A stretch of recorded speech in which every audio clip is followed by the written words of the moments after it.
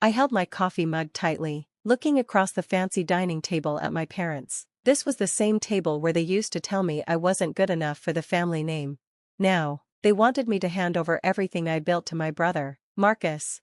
He needs a new beginning, Olivia, my mom said, reaching for my hand. You know how hard things have been for him since he quit business school. I pulled my hand away. I remembered all the late nights I spent building my company from scratch. 5 years ago, I started with just $500 and a dream to create eco-friendly packaging. Now, my company, GreenPack Industries, was worth over $8 million, with clients all around the world. Hard for him? I couldn't hide the frustration in my voice. Marcus hasn't worked a single day. He's been living in your guest house for 3 years, wasting your money on business ideas that never go anywhere. My dad straightened his tie. That's exactly why he needs this chance. Marcus has potential, he just needs the right opportunity. And you think my company is that opportunity? I laughed bitterly. The same company I built while working 2 jobs? The one you both said would never work? I remembered how Dad had laughed when I first told them my idea for biodegradable packaging. Stick to your accounting job, he had said, leave business to your brother. But I didn't listen. I used my savings, rented a small office, and started calling businesses. I worked 18-hour days, lived on cheap noodles, and pushed through. We were wrong about your little project, Mom said with a wave of her hand, but now that it's a success, imagine what Marcus could do with it. He has charm, connections. He has nothing, I said, except your money and a big ego. Dad's face tightened. Watch your tone. We're trying to help both of you. Marcus needs guidance. You've already proven your point. Proven my point? I looked at him, realizing they still didn't take my success seriously. They thought it was just a phase. The board meeting is next week, Dad said, pushing a folder toward me. We've already talked to Marcus about becoming CEO. We just need your signature. My hand shook as I opened the folder. The papers were ready. They had been planning this for a while. While I was growing the company and working with international clients, they were plotting to hand it over to Marcus. This is crazy, I said, closing the folder. You expect me to give my company to someone who didn't even finish school? College isn't everything, Mom said. Marcus has natural business talent. He just needs a chance. Like when he ran Dad's investment firm into the ground? I said, standing up. Or when his crypto project turned out to be a scam? Those were learning moments, Dad said. He's matured since then.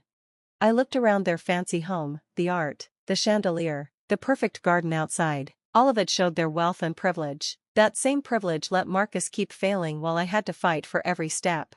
I'm not signing anything, I said firmly. GreenPack is mine. I built it without your help.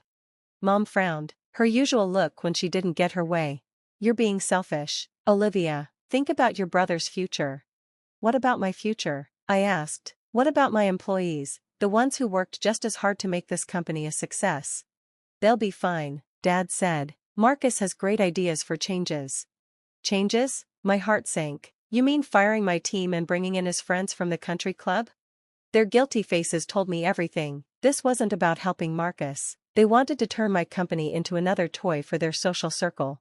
Marcus has powerful contacts, Dad said gently, like I was a child. You did well with the green idea, but now it's time to go bigger. I almost laughed. That green idea had changed 3 industries. We'd won awards, been featured in magazines, and actually helped reduce plastic waste. I'm leaving, I said, grabbing my purse. And if you try to push me again? You'll what? Dad snapped. We're your parents. We want what's best for the family. No, I said, looking straight at him. You want what's best for Marcus. You always have. As I walked to my car, I heard my mother call out behind me. Think about it, dear. Family should come first. Family. The word echoed in my head as I drove away from their house. They'd never treated me like family when I was struggling, working multiple jobs to fund my dream. They didn't support me when I was sleeping on a futon in my office, too tired to drive home. They didn't believe in me until my success could be used for Marcus. At a red light, I pulled out my phone and called someone I should have called years ago. Sarah, it's Olivia. Remember that talk we had about restructuring? It's time. Sarah's voice was calm but serious. Are they making a move? They want me to give the company to Marcus. The papers are already ready. Those idiots. Sarah had known my family for years and had seen how they always favored Marcus over me. Don't worry, We've been ready for this. Come to my office tomorrow. And Olivia, don't sign anything. I won't, I promised, feeling better already. But Sarah, make them regret underestimating me. As I ended the call, I felt a weight lift off my shoulders. For years, I'd tried to prove myself to my parents, to show them my way could work too, but now I realized their approval was never about my success, it was about control.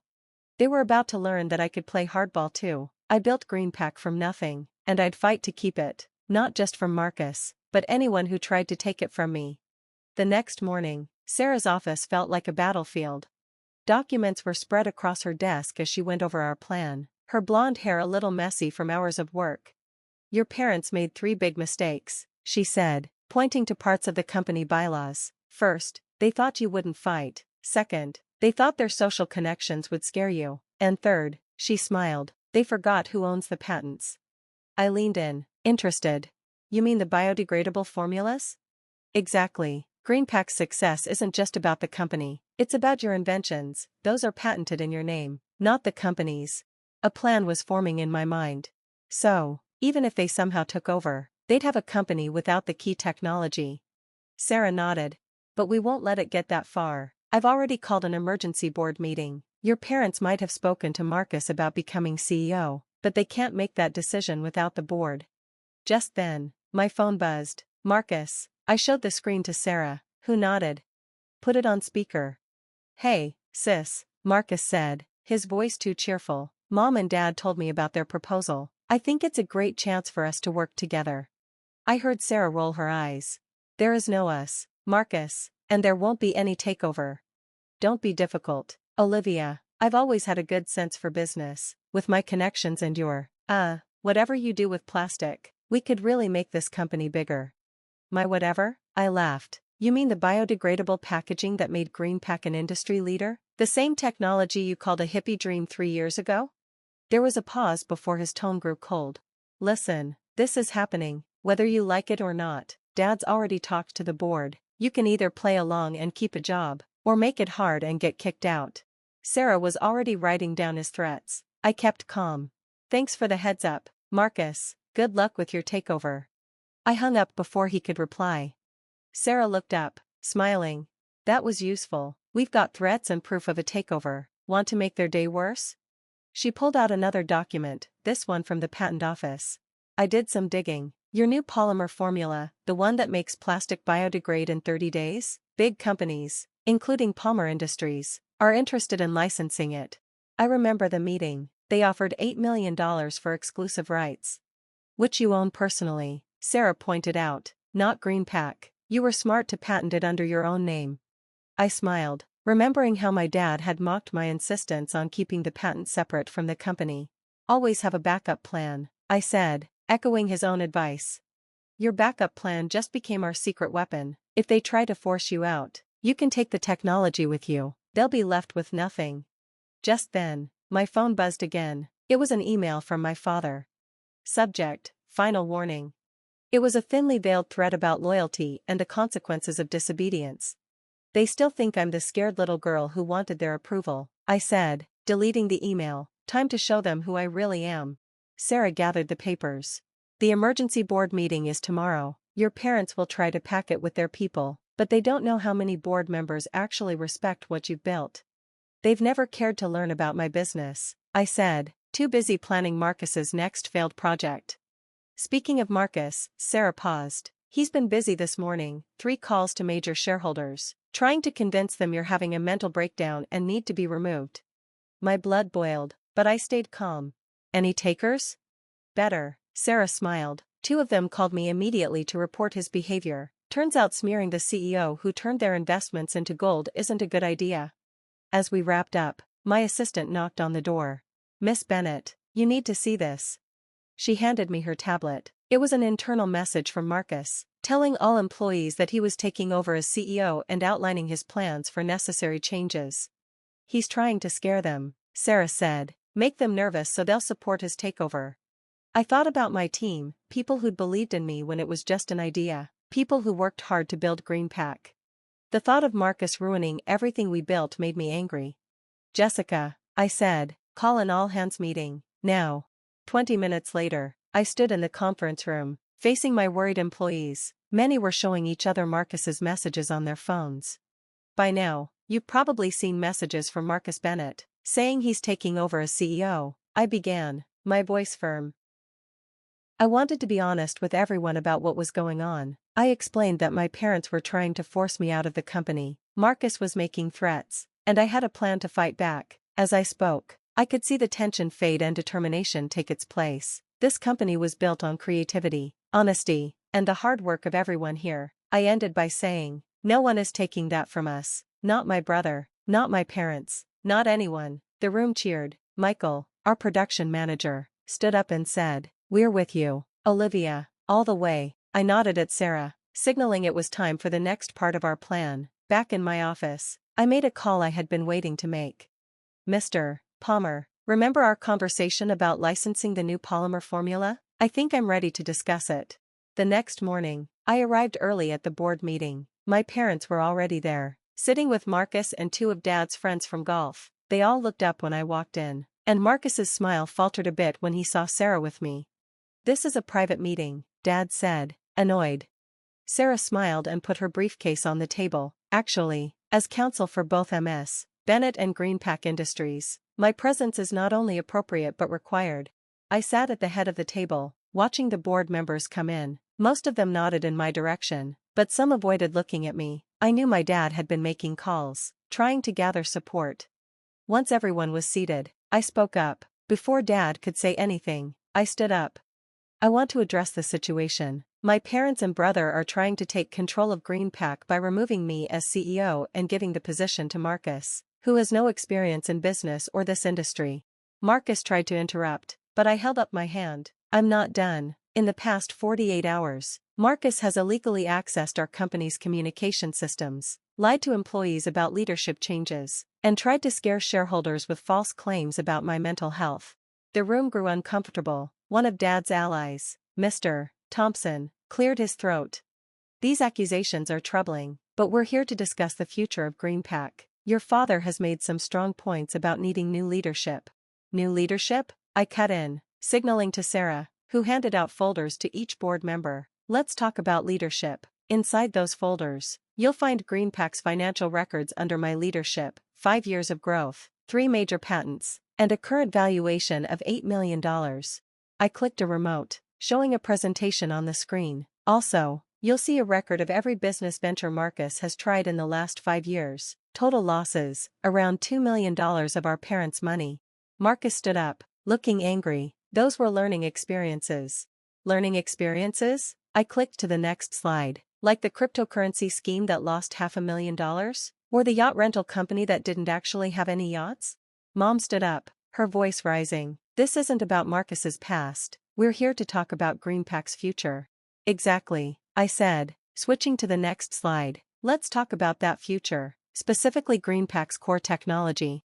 The room went quiet as everyone realized the importance of what I was saying. Sarah stepped forward and handed out another set of documents.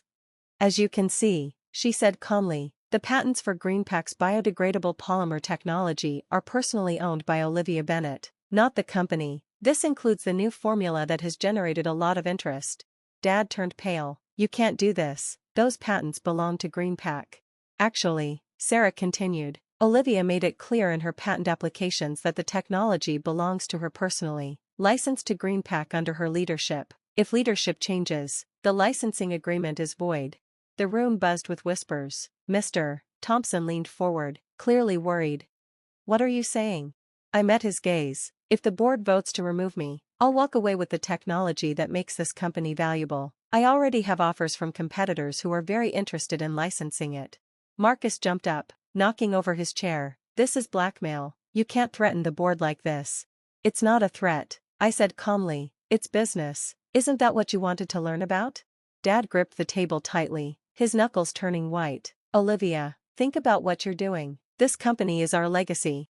"No," I said firmly, "this company is my legacy. I built it while you funded Marcus's failures. I worked 18-hour days while you said I was wasting my time. I turned it into a success while you planned to give it to someone who doesn't even understand what we do here." I turned to the board. "The choice is simple. We either keep the leadership and innovation that made us successful, or you can have Marcus." But without the technology, without the patents, and without me, the room fell silent. I could see the board members looking at each other, considering the situation. Even Dad's closest allies seemed uncertain. Mr. Thompson cleared his throat again. I moved to table any discussion of leadership changes and keep the current management. Seconded, another board member said quickly. The vote was unanimous. As the board members left, some shook my hand. I caught a glimpse of my parents' faces. Mom looked frustrated, Dad wouldn't look at me, and Marcus was already on his phone, likely planning his next move. Sarah packed up her things, grinning. That went well. Dinner to celebrate? I shook my head, watching my family leave without a word. Thanks, but I have something else in mind. There's a small tech startup I've been watching. Two smart engineers with a great idea but no funding. I think I'll invest some of my own money and help them avoid the obstacles I faced. She smiled. Building your own legacy, your own way. Exactly, I said, gathering my things. After all, that's what business is all about. 6 months later, GreenPack had nearly doubled in value thanks to a new licensing deal and several major contracts in Europe. The headline in Business Weekly said it all: GreenPack Industries, the future of sustainable packaging.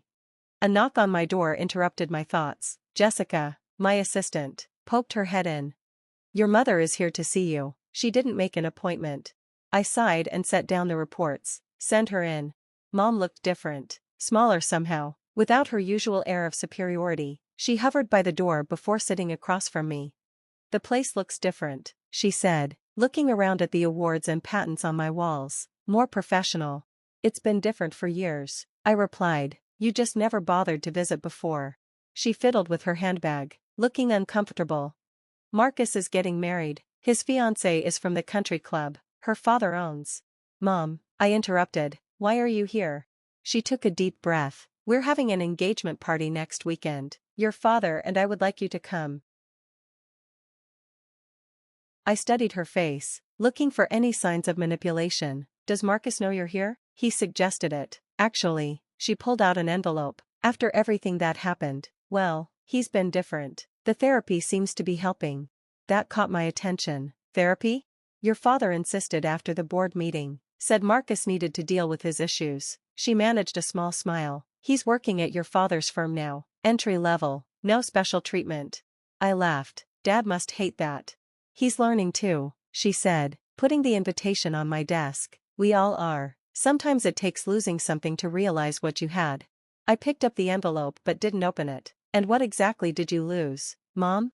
Our daughter, she said quietly. Our brilliant, determined daughter who built something amazing while we were too blind to see it. The words hung in the air. Part of me wanted to stay angry, but another part knew I had to let go of that anger. I'll think about it, I said, picking up the invitation, but I'm not making any promises. She nodded and stood up to leave. At the door, she paused. That startup you invested in? I read about them in the paper. They said you were the only investor who really understood their vision. Sometimes people just need someone to believe in them, I said, thinking of all the times I had wished for that kind of belief from my family. After she left, I opened my laptop and checked the latest update from Trinity Tech, the startup I had invested in. Their prototype was exceeding expectations, and they had already attracted interest from major companies. But more importantly, they had created 3 new jobs for young engineers who reminded me of myself 5 years ago.